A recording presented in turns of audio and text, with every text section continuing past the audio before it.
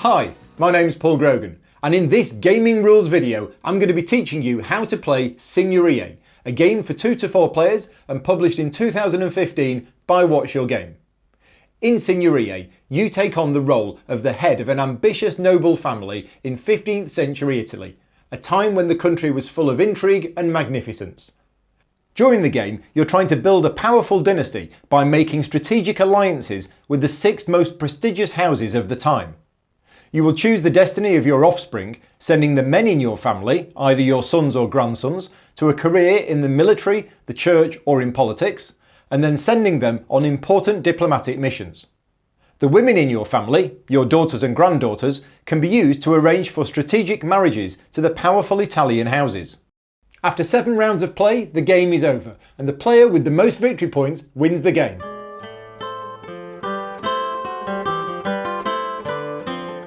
At the start of each round, all the action dice are rolled and placed in their matching spaces on the game board. The 10 assignment tiles are then shuffled and placed randomly onto the assignment slots. And any empty alliance slots in the cities are refilled with a random alliance tile. Then, in the order determined by the initiative track, players take turns choosing a die, placing it on their player board, and performing one of the 3 actions corresponding to the colour of the die. Once all players have taken one action, the process repeats, with the first player again choosing a die and performing another action. Each player can take a maximum of 4 actions, but may choose to take less. When all players have either taken 4 actions or passed, there's a rewards phase where players will gain a bonus if the sum of their dice is 13 or less.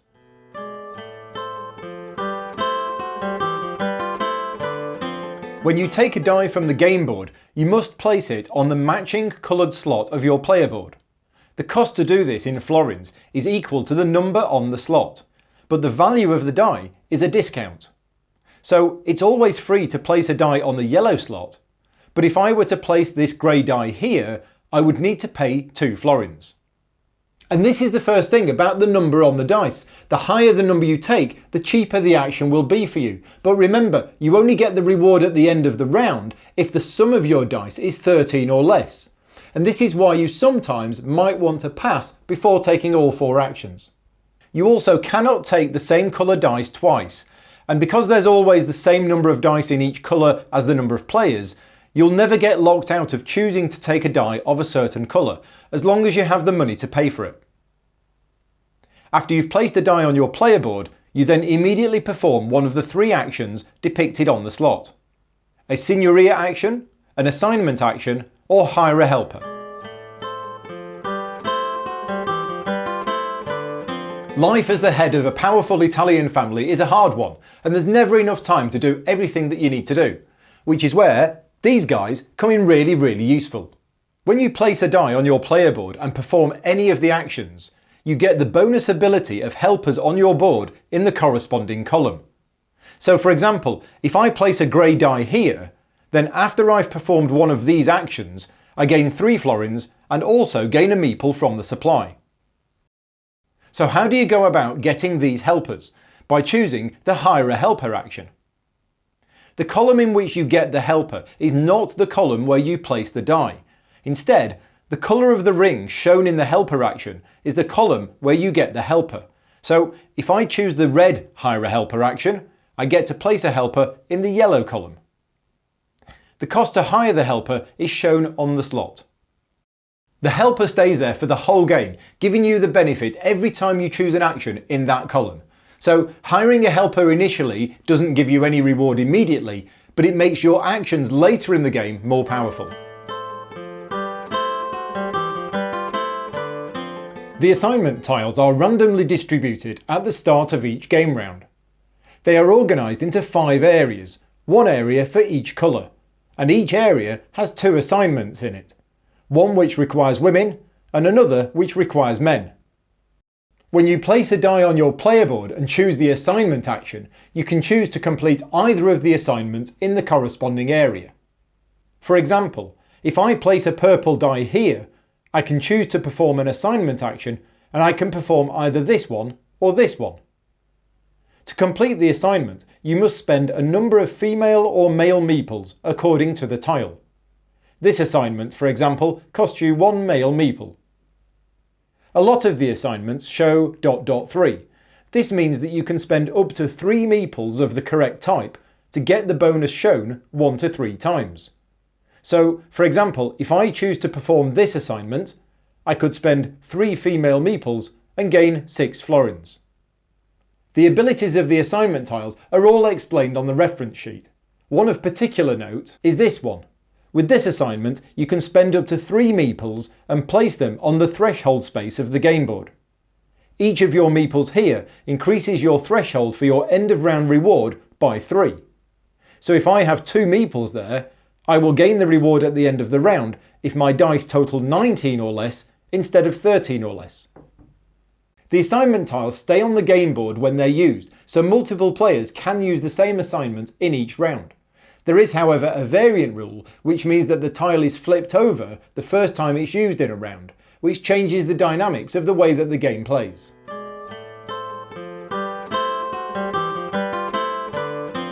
Each of the action spaces has a unique Signoria action. The yellow action is the easiest to explain. You simply gain 3 florins. Money can be hard to come by in this game, and this action is quite useful. The purple action is having offspring, which in this game happens by rolling the white dice. I think this is a little different from how it works in real life, but anyway. You roll 1 die for each of the married men in your family, shown on the left of your player board. This is you at the top, and you're already married, so if you choose the action at the start of the game, you'll only roll 1 white die. As the game goes on, your sons can get married, so you will roll more dice whenever you choose to have offspring. Each result of a 1 to 3 is a girl, and a 4 to 6 is a boy. The meeples are taken from the board and added to your supply.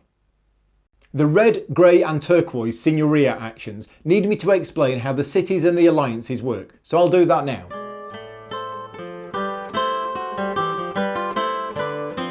There are 5 Italian cities on the game board. Each city has 2 alliance slots onto which the alliance tiles are placed. The left slot represents the house which currently has a son waiting to be married. You can arrange for one of the women in your family to marry them with the red Signoria action. You place your female meeple on the lowest available value slot in the city and must pay a dowry of at least that amount in florins, but you may choose to pay more, up to a maximum of 4 florins. You score 2 victory points for each florin paid.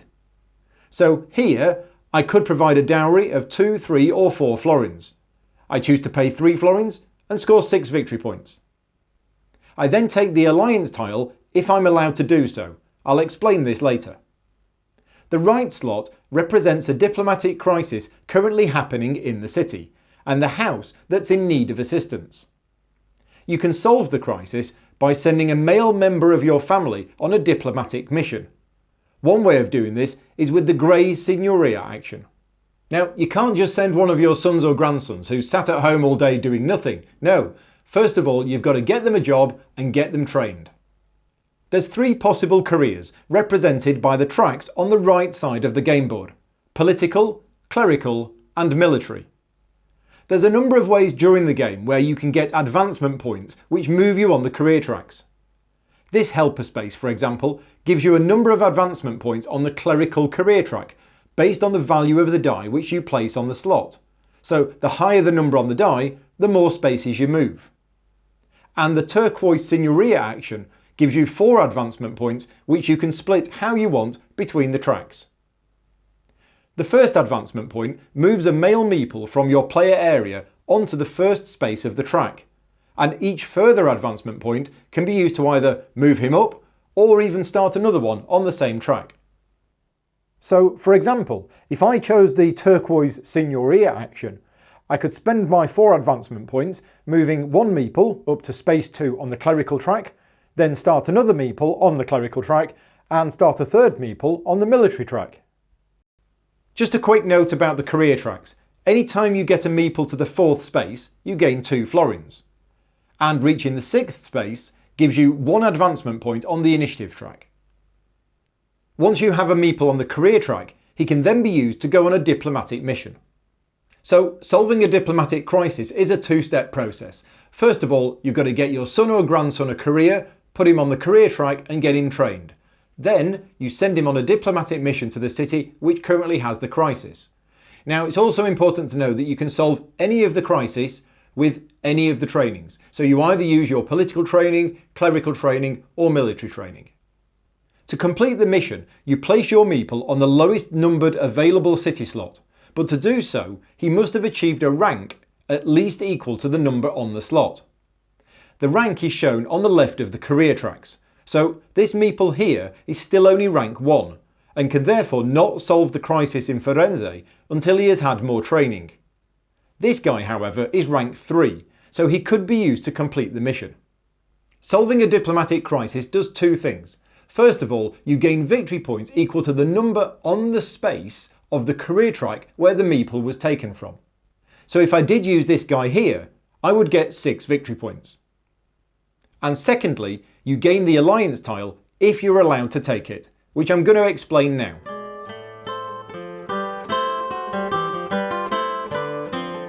You'll have noticed by now that the alliance tiles have a shield on them representing the house and a victory point value. You're trying to collect these tiles and place them to the right of your player board, but you can only take them if you need them for your plan. Your plan consists of 4 rows.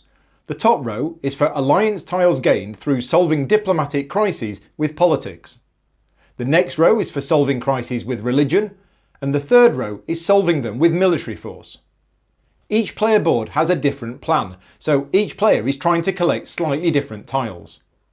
So for example, if you solve the diplomatic crisis in Firenze, you can take the alliance tile if you solve the crisis with politics, because you need it for your plan. However, you are not allowed to take the tile if you solve the crisis using military training. You can still solve the crisis, move your meeple into the city and score victory points for doing so, but you're just not allowed to take the alliance tile. The fourth row of your plan represents the alliances you want to make through marriages, and you can take tiles and place them here when you marry off one of the women in your family. Each player board is the same, depicting one of each of the 6 houses, so you are not allowed to have 2 tiles in this row from the same house. At the end of the game, the alliance tiles will score the victory points printed on them, but only if there's at least 3 of them in the row. So for example, if the game ended when I had these tiles, I would score no victory points for them, because no row has 3 tiles. However, if I'd managed to get a third tile on this row, then all the tiles on this row would score the victory points on them, but the other rows would still score nothing.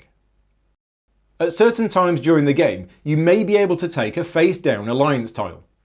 The face-down tiles are kind of like wild cards. You can place them next to any row, and they help you get to the 3 you need to score the row.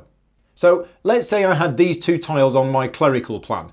I'm not currently scoring any points, but if I manage to get a face-down tile, now I have 3, so these 3 tiles now score. Later in the game, I'm still able to take the tiles for the houses I'm missing on the plan, so I could take this one, and then this one too.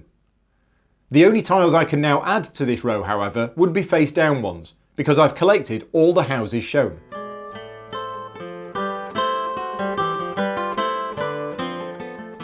At the end of the round, which happens when all players have taken 4 actions or passed, there's a rewards phase. At the start of the rewards phase, players gain bonus victory points depending on where they are on the initiative track. So in this example, red scores 4 victory points and blue and yellow score 2. Since I'm talking about the initiative track, some of you may wonder how you actually move up it. Well, there's a few ways, such as this assignment tile and this helper space, but there's others too. Then the turn order is adjusted based on the positions of the discs on the initiative track. So red is now the first player, then blue, yellow, and then purple. And finally, it's time for the rewards. Huzzah! Unless, of course, your dice total greater than 13, in which case, no rewards for you. The specific bonus you get is determined by the reward tile for that round, and these were randomly dealt out at the start of the game. There's actually 14 tiles in the game, and you only use 7 of them, so there's a lot of variety. Instead of taking the bonus, you could take 3 florins instead, which, if you're running low on money, might be a good thing to do. Whether you take the bonus or the money, you then get to marry off one of your sons shown by the icon here. Note that this only happens if you're entitled to the reward. To get one of your sons married, take a white bride meeple from the supply and place it on the topmost available space on your player board. Note the bonus victory points for getting your third and fourth son married. And in rounds 2 to 5, this also comes with a dowry of 2 florins. Getting your sons married means more offspring when you choose the purple Signoria action. The final 2 rounds are slightly different.